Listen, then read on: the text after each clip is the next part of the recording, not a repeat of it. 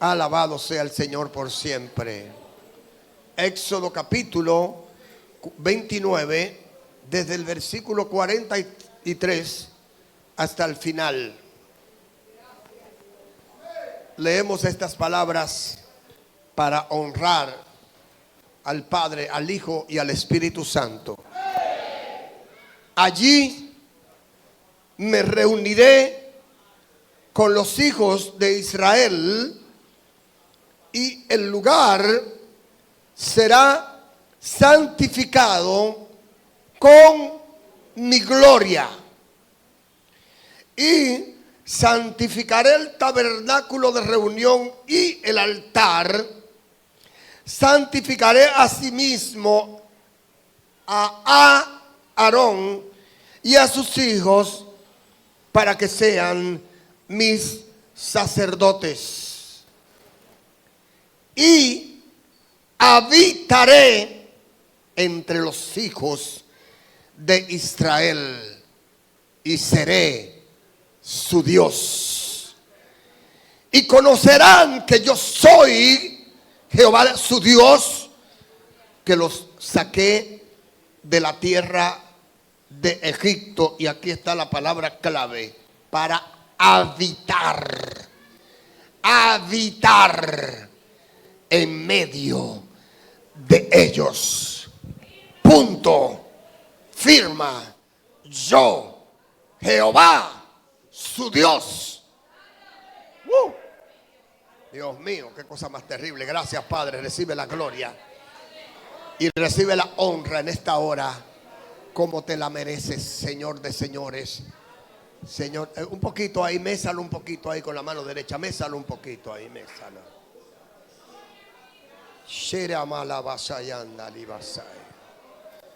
Beriba talón sanón. Oh, gloria a su nombre por siempre. Alzad las manos, batidlas a él. Alzad las manos, batidlas a él. Alzad las manos.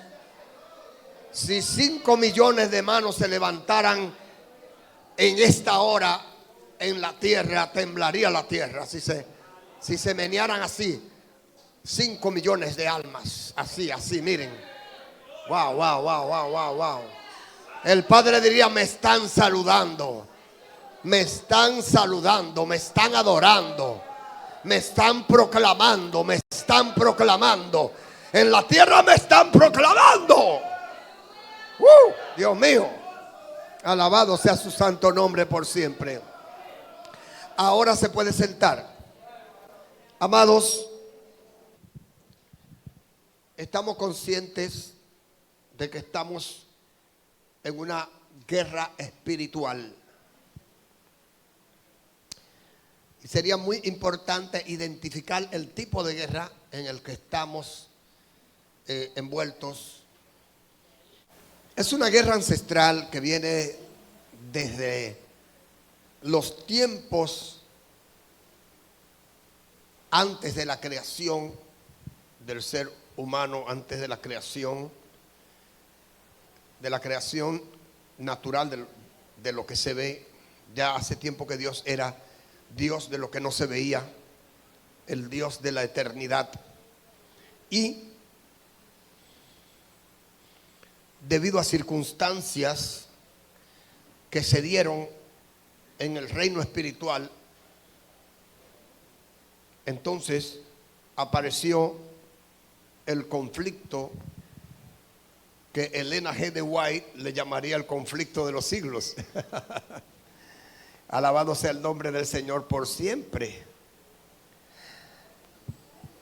Siempre habrá que señalizar la historia de Israel en el entorno de la prédica, sea del evangelio, ¿verdad? Porque la historia de ese pueblo también tiene que ver mucho con la historia del pueblo espiritual. Ese era el pueblo natural, ¿verdad? Ese era el pueblo de carne y de sangre. Pero Dios luego se suscitó otro pueblo, amén, Un pueblo que no era pueblo, Dios lo llamó pueblo. Los que estaban lejos, Él los hizo cercanos por la sangre derramada de su Hijo en la cruz del Calvario. Pero casi siempre, bueno, fue mandamiento dado a Israel, al pueblo de Israel, que la historia de la salida de Egipto, de Israel, se le recordara a sus hijos y que se tuviese muy presente, porque fue algo atípico, fue algo extraordinario, algo único en la historia, principalmente del pueblo de Israel y de las demás naciones, ya que Egipto en el entonces era una potencia parecida a los Estados Unidos, ahora, en relación ahora, o China, o Rusia, o cualquier potencia similar. En la época contemporánea, Egipto estaba en esa categoría de fuerza, de influencia universal en la tierra. Y Dios pues sacó ese pueblo de ese lugar. Y si lo sacó fue porque lo introdujo primero, ¿verdad que sí? Estamos claros en eso. La idea primigenia, la idea desde el principio que Dios tuvo con el ser humano fue, amados, habitar dentro de, en medio de esta idea divina. Esta idea divina estuvo en el corazón de Dios desde el principio y todavía está en el corazón de Dios. Es una promesa que fue dada al pueblo de Israel y que luego Dios la extendió a toda la raza humana. Como tal, esa raza humana tiene que ver con la creación, con lo que Él hizo, con lo que Él realizó. Amén.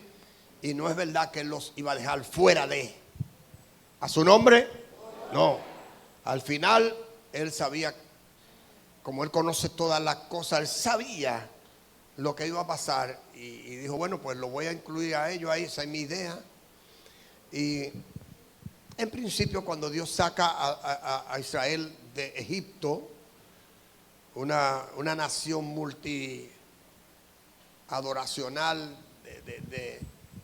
plagada de dioses, por cada cosa había un Dios, por cada circunstancia había un Dios, por cada gloria había un Dios, por cada pensamiento que se le salía a una persona en la cabeza formaba un Dios, y así respectivamente.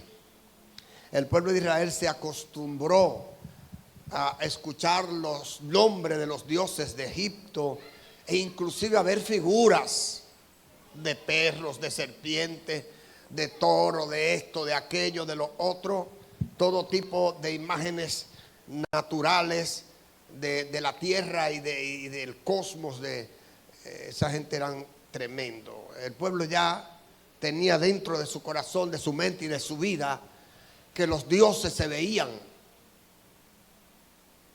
Sí, que los dioses se tenían, que los dioses se portaban, que los dioses se movían, o la gente los movía, los trasladaba. Eso estaba ya en el corazón del pueblo de Israel. Entonces Dios, cuando los saca, los manda a hacer un tabernáculo, los manda a hacer una tienda especial, debidamente decorada, debidamente preparada, porque Dios bajo ninguna circunstancia iba a poder colocarse en la vida de ellos. Dios no iba a poder habitar como Él quería dentro de ellos, que era la idea del principio. ¿Estamos claros con eso? La Biblia nos dice que el Señor mandó a fabricar un tabernáculo, mandó a fabricar ese tabernáculo. Ahora yo le hago una pregunta a la casa: ¿para qué se construye una casa? ¿Para qué se construye una casa? Bueno, Una casa se construye para que sea el habitáculo de alguien. Y la gente, según la fuerza, según su fuerza, la fabrica.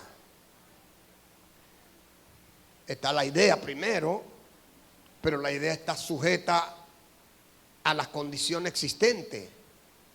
Me voy a limitar a hacer una cosa de acuerdo al volumen de mis posesiones y de lo que yo tenga. Pero en fin, el objetivo es uno: habitar en ese lugar. Hoy mi esposa y yo, pasando por un lugar, Dios me dio este mensaje. Y yo le dije a mi esposa: ¿te acuerdas de esa casa? Mírala cómo está. Wow, qué triste. ¿Tú sabes por qué ella está así, mi amor? Porque no habita nadie. Y ahí mismo el Señor me dio el mensaje. Este mensaje que dice: cuando habita Dios. Cuando habita Dios. ¿Qué pasa cuando habita Dios? Hay un misterio muy grande. Cuando se construye una casa cuyo objetivo es habitarla y la gente no la habita y la casa se cierra, empieza un deterioro. Lo primero es que las plagas se adueñan de ella. Pero también a la casa le entra una depresión sistemática, una depresión natural, una depresión estructural. Escuche bien. Hay una armonía. Es como si el lugar que el hombre prepara. Este es un mensaje que yo tengo que tomarme mi tiempo con toda la paciencia del mundo. Porque Dios quiere que usted sepa si en realidad Dios está en usted o no está en usted. Si Dios habita en usted o Dios está cerca de usted. Aquí en esta noche nos vamos a dar cuenta si Dios lo visita a usted. Si yo le pusiese la trampa y le diría: ¿a cuánto Dios lo visita? Entonces, dentro de nosotros podríamos darnos cuenta de nuestra condición espiritual dependiendo la manera como Dios se manifiesta en nosotros, o cómo Él puede hacerlo, cómo puede manifestarse. Porque hay gente que le permiten a Dios estar un mes con Él, y cuando Dios no paga el alquiler, entonces meten a otro. Es como si ellos creen como que Dios no pagó ese mes. Entonces entran a otro.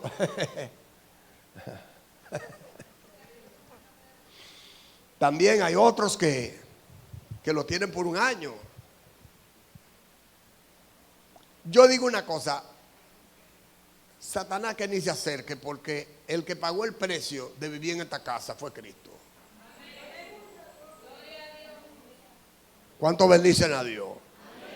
El diablo no ha dado ni un chele para vivir aquí. Ahora, yo le voy a decir una cosa: ninguna plaga da un chele para vivir en una casa. Y sin embargo, las plagas, cuando no habita nadie en una casa, se adueñan de ella, se empoderan de ella.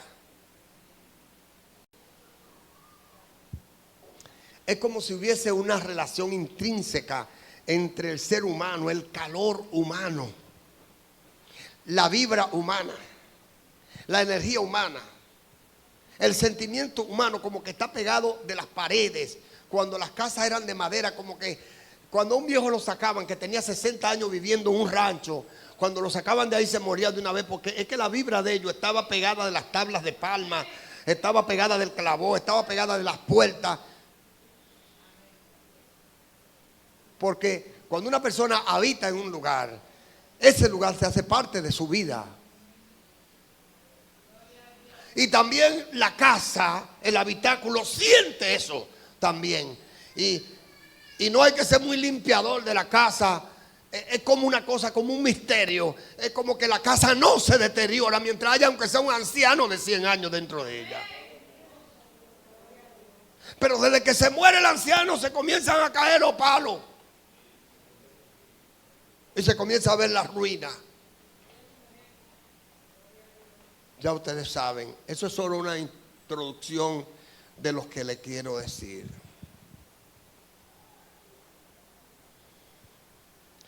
Cuando le surgió la idea a David de construirle casa a Dios, ese buen sentimiento que tenía este hombre, y siempre menciono eso porque está lleno de enseñanzas para la vida de cada uno de nosotros.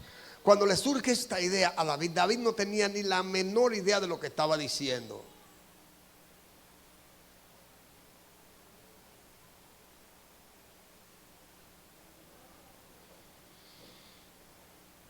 Lo que David estaba diciendo simple y llanamente, yo no sé si ustedes lo habían pensado, Señor, te vamos a mudar de habitación. Te vamos a trasladar de la tienda de pieles a una estructura más bonita. Lo que no sabía David es que ya Dios estaba tan acostumbrado al tabernáculo que había que consultar con él para sacarlo de ahí. El tabernáculo era el que se armaba. El pueblo de Israel, Dios les dio órdenes precisas para hacer un tabernáculo con todas las de la ley. El que quiera saber eso, búsquelo en la Biblia, que está clarito ahí. El Señor anduvo todos esos 40 años con el pueblo de Israel, manifestándosele en el tabernáculo. Se le manifestaba por medio de la nube. En un momento dado llegaba la gloria de Dios a ese lugar. Y él dice aquí en la lectura que hicimos que él santificó ese lugar, santificó el santuario y santificó aún los que iban a ministrar en ese lugar, porque es que soy yo que voy a vivir ahí. El Señor le dio una promesa a Israel que habitaría en medio de ellos, pero lo haría por medio del tabernáculo. O sea, ahora David lo quiere mudar para otro sitio. Eso hay que ponerlo en la mano de Dios. Usted tiene que tener mucho cuidado con las decisiones que usted toma en su vida.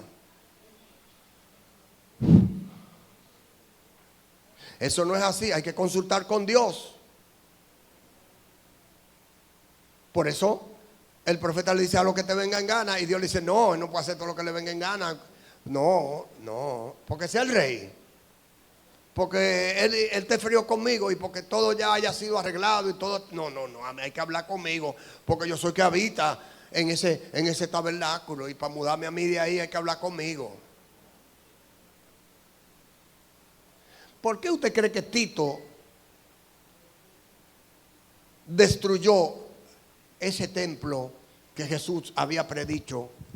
¿Por qué usted cree que es porque ya el Señor ya se había mudado, ya se había ido de ahí? Pero no es verdad que ningún hombre iba a desbaratar ese templo si el Padre viviera ahí todavía. Y eso mismo lo podemos aplicar a la vida de nosotros. Si el Padre vive, habita en nuestra vida, en medio de nosotros, nadie nos puede destruir, nadie nos puede poner la mano, porque se va a tener que enfrentar que vive en la casa.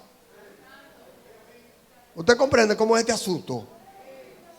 Reconocer si Dios está habitando en nuestra casa, en nuestra vida, significa mucho para nosotros. Significa tanto que usted no tiene ni la menor idea de lo que es nosotros ser el habitáculo de Dios en nuestra vida. Usted no tiene ni la menor idea. Él viviendo en nosotros. Pero para que Él habite en nosotros, Él tiene que haber tomado control de nuestra vida, y tiene que llenarlo todo y en todos, y tiene que tener el control de nuestra vida. Si no, es algo solo simbólico. El Señor es el dueño de mi vida, el Señor vive en mí. Bueno, pero tiene toda la autoridad. Le diste la llave. Porque yo te voy a decir una cosa.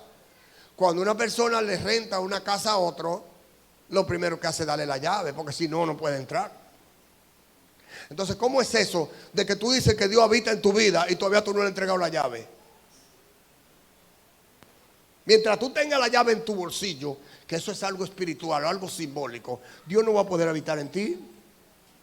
¿Cuál es esa llave? Las decisiones que tú tomas en tu vida. Mientras tú tomes todas las decisiones de tu vida, tú personalmente, y Dios esté en un segundo plano, Dios entonces podría ser un visitante.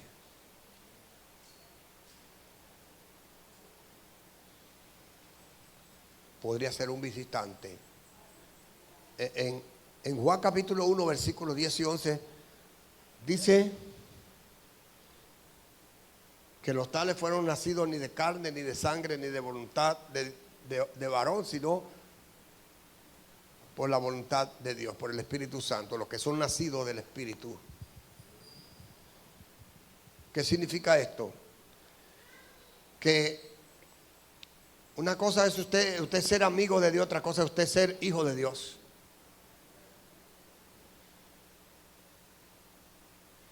Al amigo usted le puede regalar algo, pero el hijo hereda. ¿Cuánto bendicen a Dios?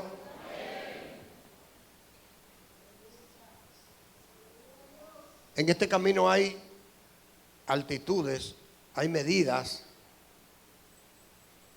En este camino hay dimensiones,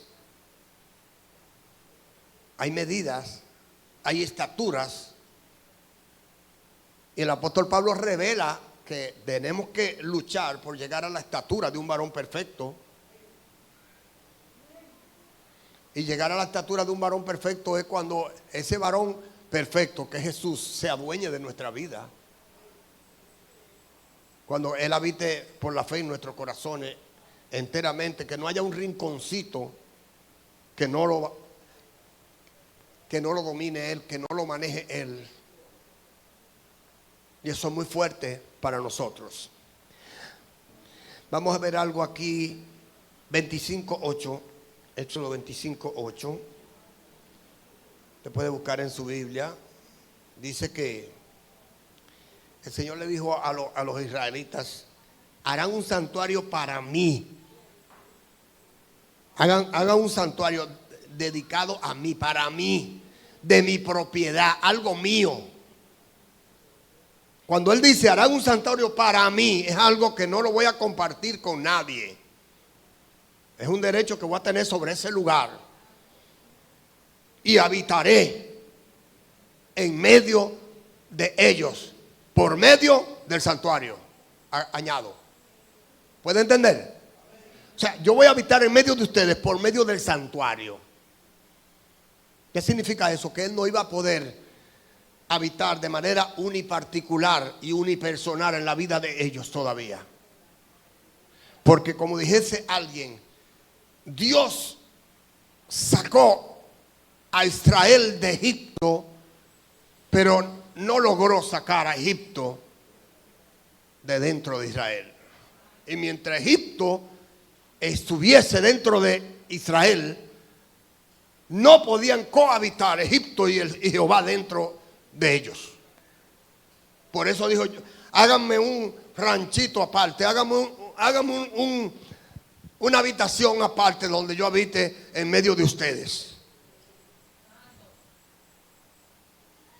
Yo no sé si usted tiene un ranchito, si usted le hizo un ranchito a Dios. Hay gente que tiene ranchito que le han hecho un lugar de oración y ellos oran en ese lugar y le hicieron un ranchito a Dios, pero cuando van a Nueva York se olvidan de Dios y de ranchito, y en Nueva York hacen todo lo que les da la gana. Así estaba Israel. Le habían hecho un santuario al Señor, pero cuando ellos llegaron a Canaán, cada uno hizo lo que le dio la gana y dejaron al Señor solo en el santuario. ¿Pueden entender cómo es el asunto? Harán un santuario para mí y habitaré en medio de ellos.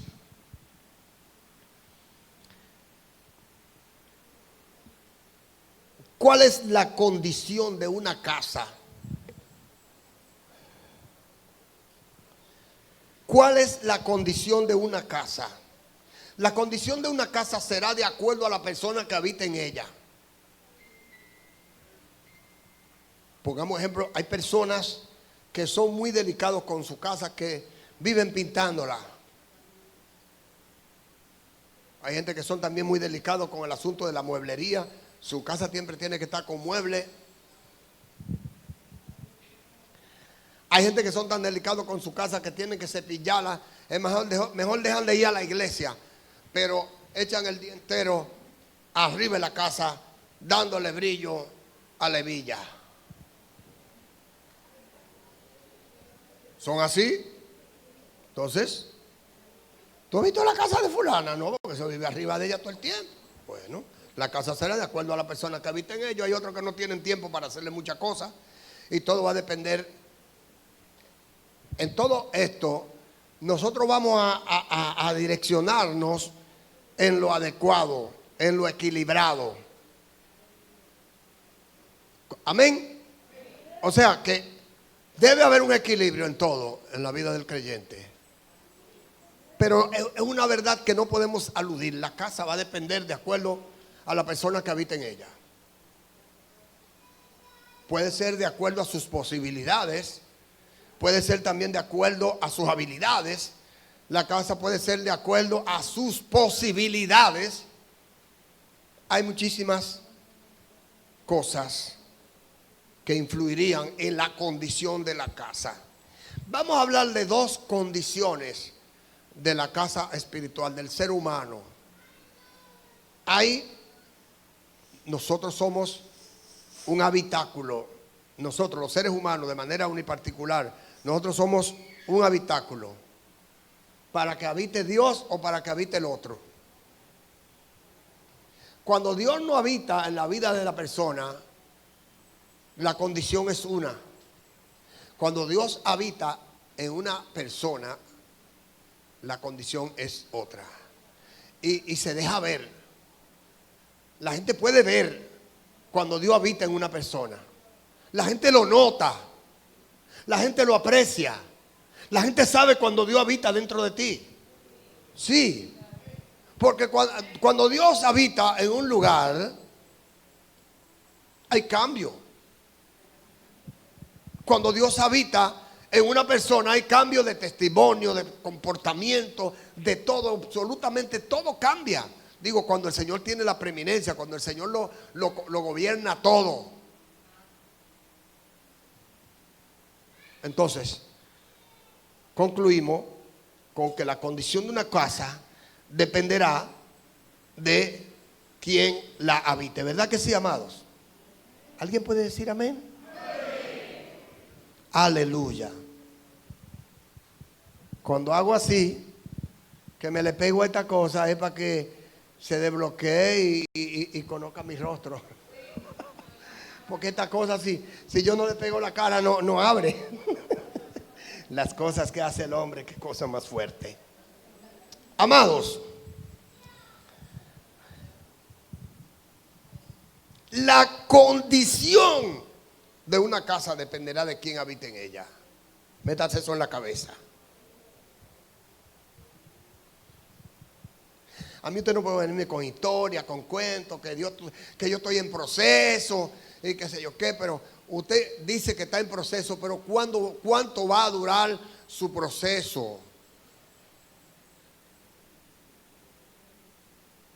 Dios debe habitar en su vida completamente, de manera definitiva e inmediata.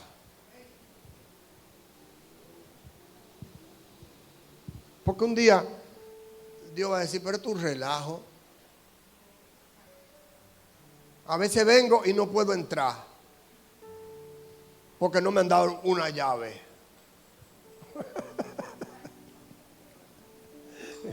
¿Eh?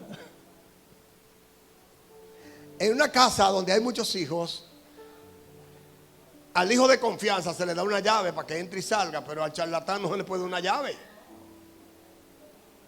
Porque el charlatán un día va a mudar la casa.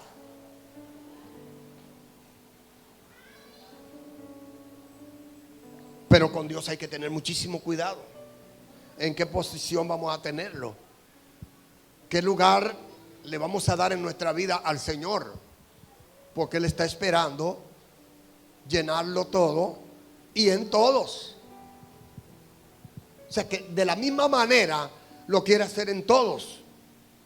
Dios quiere habitar en medio de nosotros. Medio, me estoy refiriendo en medio, no por medio de, sino en medio de.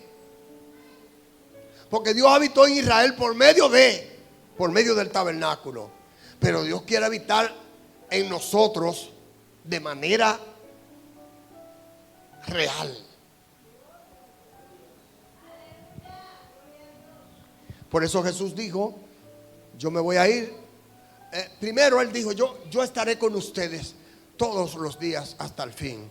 Pero ¿de qué manera va a estar con nosotros? Porque Él fue recibido allá arriba. Bueno, dijo, yo voy a dejar mi otra parte, que es mi espíritu, el espíritu de Cristo. Dice, yo enviaré al otro consolador, el espíritu de mi Padre, que también es el espíritu de Cristo, el cual estará con vosotros y en vosotros. Ve, cuando habla en, significa que Él va a habitar en medio de nosotros por medio de su espíritu. Y no es tan cómodo ni tan fácil, porque le voy a decir una cosa, no es fácil el espíritu.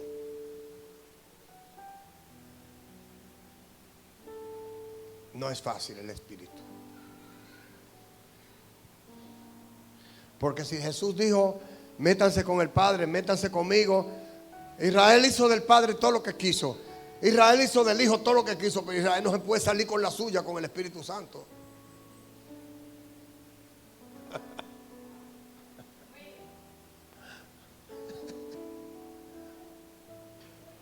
Nadie se puede meter con el Espíritu Santo. Y dijo Jesús que Él lo enviaría para que estuviese dentro de nosotros. Ahora sí se pone la cosa fuerte. Porque en el santuario, en el tabernáculo que Él mandó a hacer, Él mandó a quemar criaturas en sacrificio para agradar a Dios.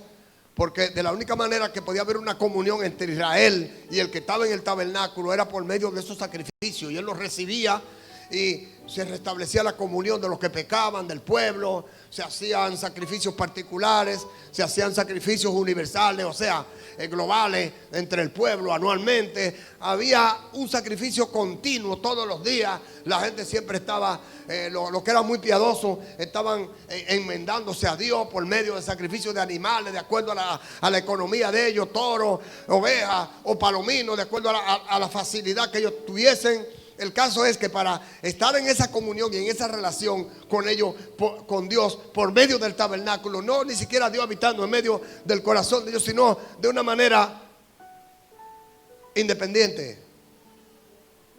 Ahora Jesús dice, miren, Jesús dice ahora que nosotros somos el tabernáculo, que nosotros somos el sacrificio. Y el fuego vive dentro de nosotros. Cuando el Espíritu Santo no encuentra qué sacrificarle al Padre dentro de nosotros, entonces nos sacrifica a nosotros.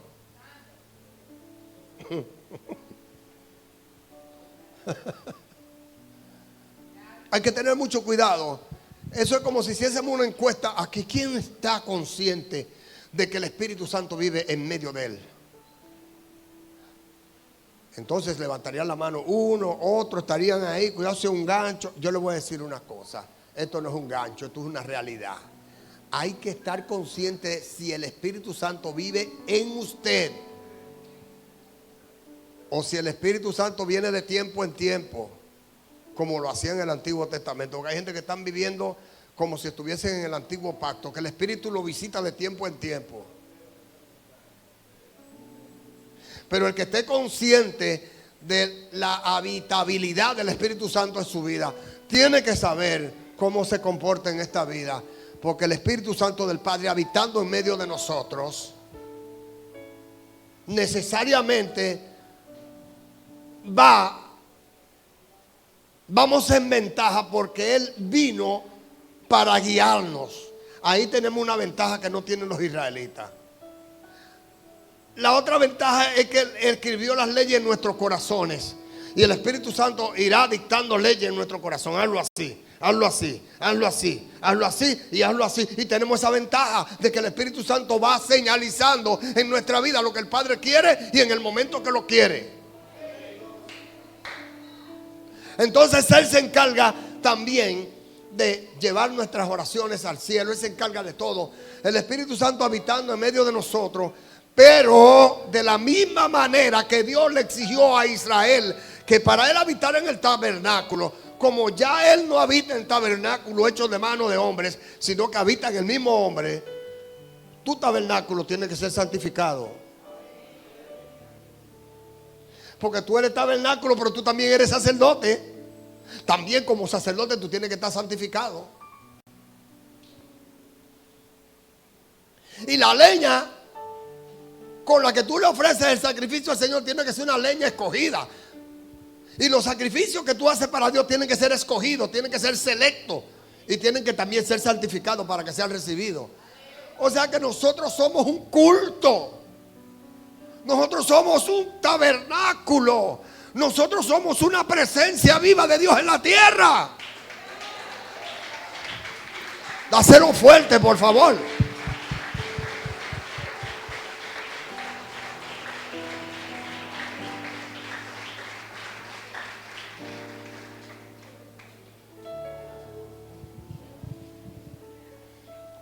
En Éxodo, capítulo 25 y versículo 6.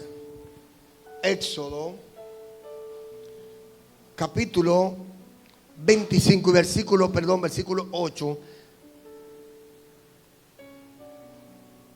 La promesa es patente. Habitaré en medio de ellos. Esa fue la idea. Y esa es la idea de Dios desde el principio. Habitar en medio de nosotros. Pero no por medio de una habitación aparte de la casa. Yo recuerdo que cuando yo me convertí, los viejos estaban aricos conmigo, católicos hasta más no decir. Y ellos había una casita de un agua de tabla de palma y zinc en la casa ahí. Y el viejo me dijo, usted va a vivir ahí. Para cuando usted venga de su culto a la hora que usted le dé la gana, no nos moleste a nosotros. Yo le dije, la pelea va. Ah, pero qué bueno, gloria a Dios. Después de mucha lucha y dificultades, porque en principio me echaron. Y yo cogí una fundita negra y metí un par de cositas. Y cuando mi mamá vio que yo me iba, le dijo a los viejos, y yo me voy también con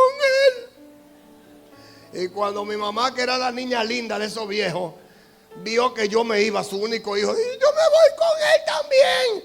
Y entonces el viejo se le complicó la vida. Bueno, pues entonces vamos a ver lo que hacemos.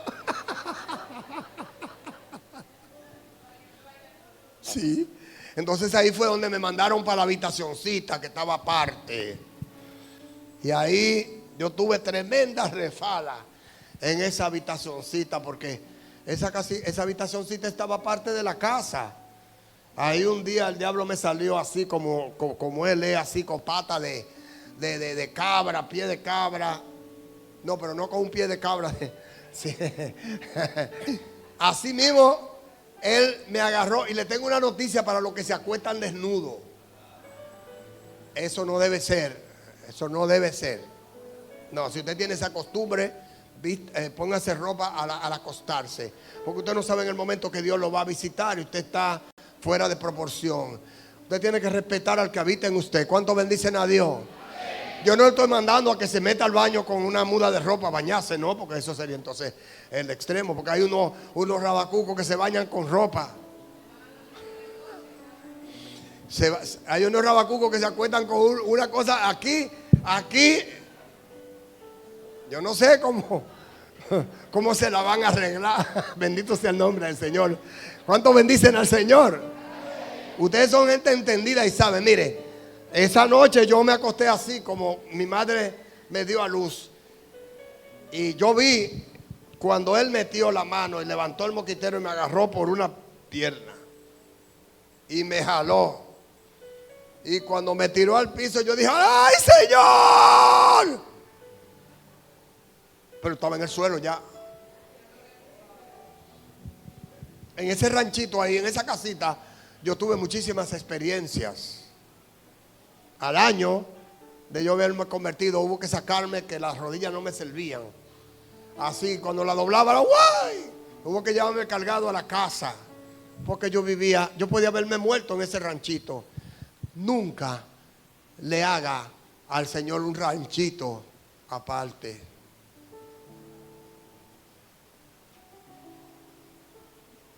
Porque si el Señor no puede habitar en tu casa, en ti, si el Señor no puede ser dueño de su vida, entonces tampoco tú puedes ser hijo de Él.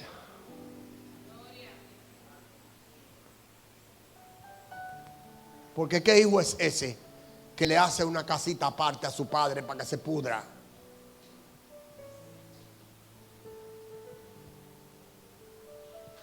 Hay que tener mucho cuidado en el lugar que tenemos a Dios en nuestra vida. Esto es más fuerte de lo que nosotros nos imaginamos. ¿Cuántos bendicen al Señor? El Señor dijo por promesa a Israel que habitaría en medio de ellos, y todavía es el tiempo que Israel no goza de la habitabilidad de Dios en ellos, porque ellos no aceptaron al Hijo que Él envió. Lo aceptaron de manera somera, 2 o 3 en el pueblo, en relación a lo que habían, a lo que habitaban. Porque los mesiánicos dicen, no, eso es mentira, que Israel no desechó. Bueno, nacionalmente no lo aceptó, ni todavía lo han aceptado. Alguien me dijo, varón, ¿por qué Dios permitió que le mocharan la cabeza a Juan el Bautista? El Señor permitió que hicieran eso. Yo le dije, ¿tú sabes por qué? Porque Juan el Bautista significaba más para los israelitas que el mismo Jesús. Y el mismo Juan el Bautista dijo, es necesario que yo mengüe para que porque si esto sigue así, cuando viene bien a crucificar, el que iba a morir por nosotros iba a ser Juan el Bautista. Todavía para los judíos Juan el Bautista fue más grande que Jesús. Ellos no aceptan que Jesús sea el Mesías. Entonces, ¿cómo Él puede vivir en la vida de ellos? No se ha hecho todavía.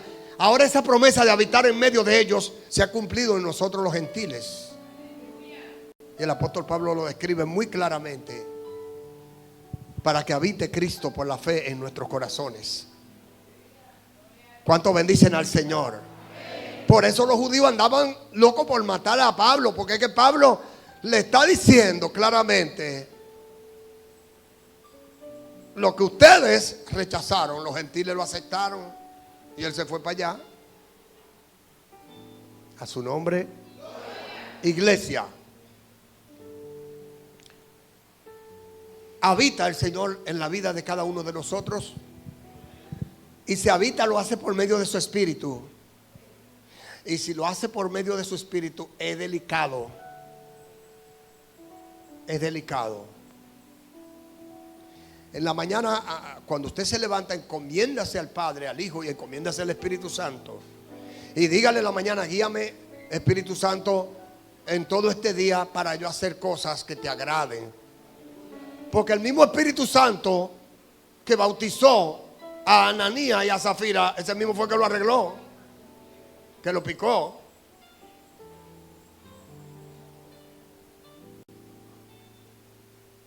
El arca que llevaba Usa era una gloria. Llevar el arca, eso era una gloria. Pero esa misma gloria lo mató. ¿Usted comprende? O sea que es una ventaja que el Espíritu de Dios more en medio de nosotros. Pero es un peligro. Usted tiene que estar consciente que usted no tiene un inquilino cualquiera viviendo en su casa. Es el dueño de la casa. Ay, santo. Hermano, no se atreva a decirle inquilino. No se atreva a decirle forastero. Porque los que iban camino de Emaús le dijeron: tú eres tú el único forastero que no sabe lo que está pasando aquí. Qué ignorante. Ellos no sabían que eso lo estaba produciendo él. Lo que está pasando, lo que estaba pasando lo estaba produciendo él. Tú eres el único forastero que no sabe lo que está pasando aquí. Para muchos, Jesús lo que es un forastero. Jesús anda con ellos, pero como un forastero. Yo no te puedo negar que Dios está contigo. Dios está contigo. Ahora, ¿Dios está en ti? Porque te voy a decir una cosa, la diferencia es grande. Porque Dios está hasta con los impíos. ¿Cómo, pastor? Hay impíos que Dios lo viene cuidando desde el vientre de su madre con un propósito. Y Dios está con ellos ahí cuidándolo. Cuidado, no me le pongan la mano que tengo propósito con ese. Pero no vive en ellos. No vive en ellos. Usted sabe lo que significa que nosotros hayamos aceptado a Cristo en nuestro corazón como nuestro Señor y Salvador. Eso significó, o debe haber significado, que nosotros le dimos entrada en nuestra vida, no para que pase un par de días con nosotros, sino para que se haga dueño de nuestra vida. Y esa es la condición. O Él es el dueño de la casa, o Él se va de la casa. Porque no es verdad que yo voy a habitar en una casa que yo di el precio por ella para que me estén cobrando alquiler.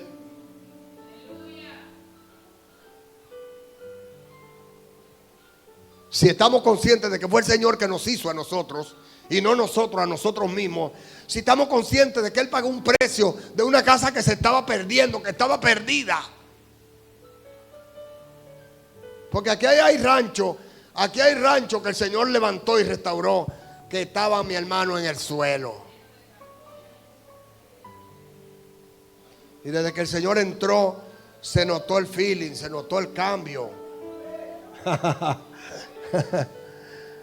Ahora que el Señor ha hecho ese trabajo en tu vida, ahora que Dios lo ha restaurado todo, ahora que usted tiene que darle la preeminencia en todo a Cristo, la preeminencia en todo en su vida. Si no, usted lo va a tener a Él como un forastero.